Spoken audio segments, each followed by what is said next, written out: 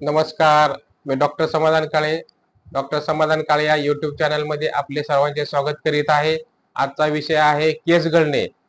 त्याला hair fall पण म्हटले जाते.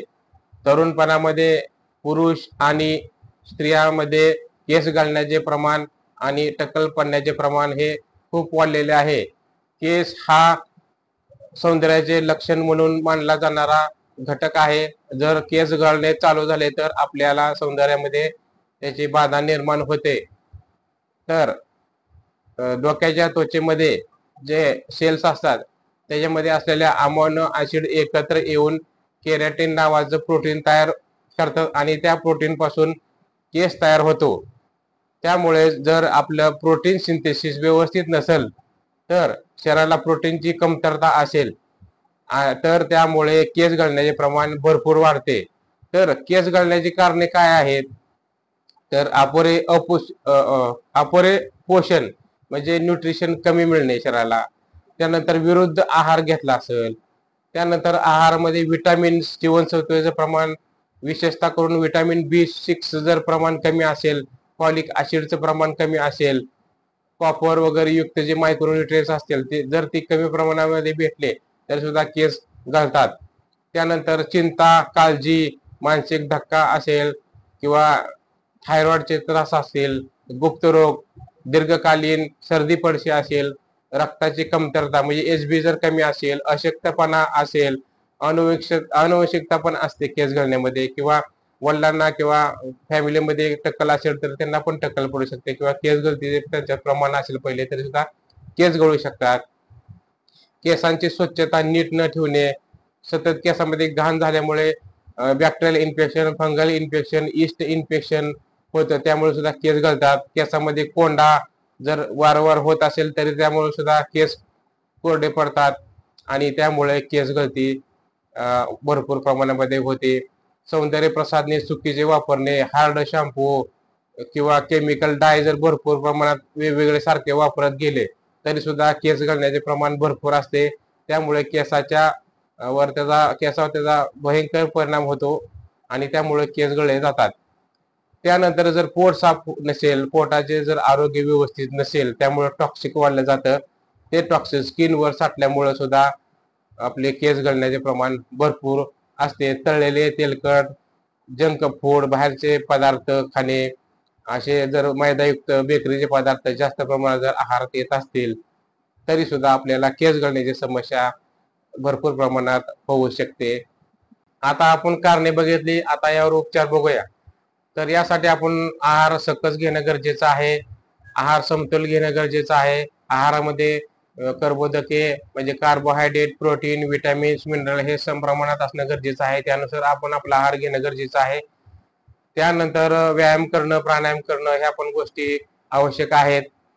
तर कर्बोदकाचे प्रमाण जर प्रमाणात ठेवणं गरजेचं आहे. आयोडीन युक्त मीठ आपल्या आहारामध्ये असणं गरजेचं आहे. केसांना मसाज करणं गरजेचं आहे. मसाज केल्यामुळे केसांच्या स्किनचा चांगला रक्तप्रवाह सुरळीत होऊन न्यूट्रिशन व्यवस्थित प्रमाणामध्ये होते आणि केस गळणे थांबले जाते. समजा एक घरगुती उपचार सांगतो. रोज सकाळी उपाशी पोटी एक नारळ जर आपण 21 दिवस खाल्ला तरी सुद्धा आपले केस गळणे पूर्ण बंद होऊन जाईल आणि केस पण गळायचे बंद होतील आणि केस दाट होतील चांगले. त्यानंतर आठवड्यातून एकदा आपण केसांना एरंड तेल लावणं गरजेचं आहे.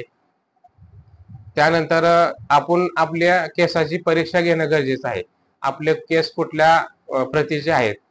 केसामध्ये तीन प्रकारचे केस असतात. लो पोरोसिटी, मिडियम पोरोसिटी आणि हाय पोरोसिटी. लो पोरोसिटी केस असतात. जर घरी आपण एक चाचणी टेस्ट करून बघायची.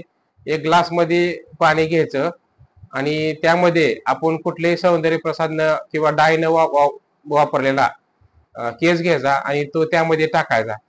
जर तो केस जर तरंगतच राहिला तर तो लो पोरोसिटीचा केस आहे असं समजायचं. जर तो हळूहळू खाली जर असं बुडत चालला तर तो मिडियम पोरोसिटीचा केस समजायचा. आणि जो केस टाकल्यानंतर लगेचच खाली बुडला जाईल तो हाय पोरोसिटीचा केस समजायचा. तर लो, मिडियम आणि हाय पोरोसिटी असे 3 प्रकारचे केसाचे प्रत असतात. म्हणजे ते क्युटिकल लेअर जे असते आपल्या केसावरचे त्याचे रचनेवर हे स्तर ठरलेले असतात. तर लो पोरोसिटी म्हणजे क्युटिकल लेअर हा खूप खूप दाट असतो. त्यामध्ये म्हणजे पाणी पण शोषलं जात नाही किंवा न्यूट्रिशन शोषलं जात नाही. त्यामुळे त्याच्यासाठी तेल आपल्याला लो डेन्सिटी असलेले तेल वापरणं गरजेचं आहे. तर त्यामध्ये बदाम तेल वगैरे जर केसाला लावले तरी सुद्धा लो पोरोसिटीच्या केसांना चांगला आहे. त्यानंतर मिडियम पोरोसिटीच्या केसाला त्यामध्ये न्यूट्रिशन आणि मॉइश्चर हे मध्यम प्रतीमध्ये शोषलं जातं आणि ओलावा टिकून राहिला जातो.